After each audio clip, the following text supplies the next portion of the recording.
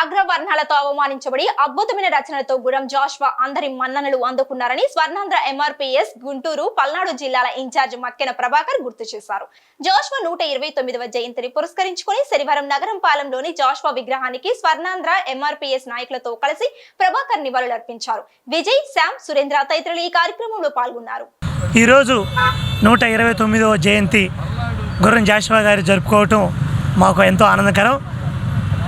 దళిత జాతిలో పుట్టిన గురం జాషువా గారు పుట్టినప్పటి నుంచి అగ్రవర్ణాల కులాల వారి చేత ఎన్నో అవమానాలు ఎదుర్కొంటూ కూడా ఎవరైతే అవమానించారో వారిని ఎదురిస్తూ ఆయన ప్రజలందరికీ, దళితులందరికీ స్ఫూర్తిదాయకంగా నిలవటం మాకెంతో ఆనందకరం. అలాగే ఎన్నో ఉద్యమ పోరాటంలో ఆయన పాల్గొన్నారు. అలాగే రెండో ప్రపంచ యుద్ధంలో తన వంతు తన కృషి ఆయన చేయగలిగారు. అలాగే ఎంతోమంది దళితులకు స్ఫూర్తిగా, ఎంతోమంది విద్యార్థులకు మార్గదర్శిగా, ఎంతోమంది నాయకులకు మార్గసూచనగా ఆయన నిలబడటం మాకు ఎంతో ఆనందకరమైన విషయం.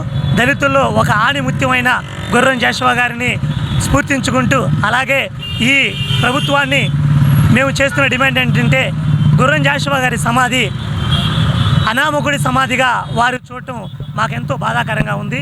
ఈ సందర్భంగా గుర్రం జాషువా గారి సమాధిని ఎవరో కుల నాయకులు, రాజకీయ నాయకులు 100 ఎకరాల్లో సమాధి నిర్మించుకొని గణపరుస్తున్నారు. కానీ ఈయన ఎంతోమంది దళితులకు, అలాగే భారతదేశంలో ఉన్న ప్రముఖులకు స్ఫూర్తిదాయక మనిషి కాబట్టి ఆయన సమాధిని గొప్పదిగా చేయాలని, అందరికీ స్ఫూర్తిదాయకంగా నిలపాలని ఈ సందర్భంగా ప్రభుత్వాన్ని కోరుకుంటూ సెలవు తీసుకుంటున్నాను.